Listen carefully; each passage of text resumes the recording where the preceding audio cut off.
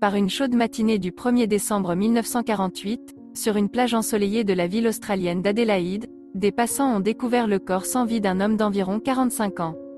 Il était vêtu d'un pantalon présentable, d'une chemise, d'une cravate et de chaussures, mais toutes les étiquettes sur ses vêtements indéniablement de haute qualité et chers ont été coupées.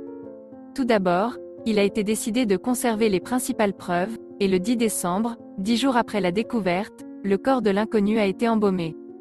Depuis 6 mois, les enquêteurs sont dans l'impasse.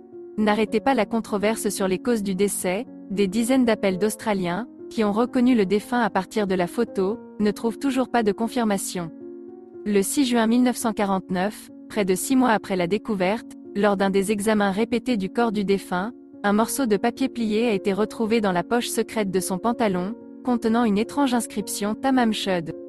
Le personnel de la bibliothèque a identifié ce texte comme le mot « fini » ou « terminé » de la dernière page de la collection Roubaïa d'Omar Khayyam.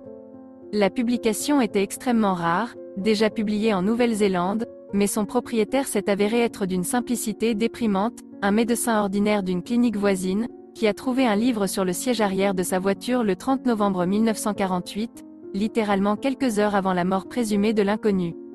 Au dos du livre, 5 lignes de mots obscurs ont été tracées au crayon avec la deuxième ligne barrée. Les meilleurs experts mondiaux en cryptographie se sont battus pour résoudre cette énigme, mais un décryptage complet n'a jamais été effectué.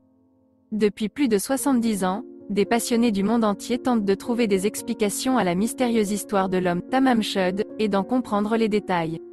Le code mystérieux n'a pas été brisé à ce jour, presque toutes les personnes impliquées dans l'enquête sont mortes depuis longtemps.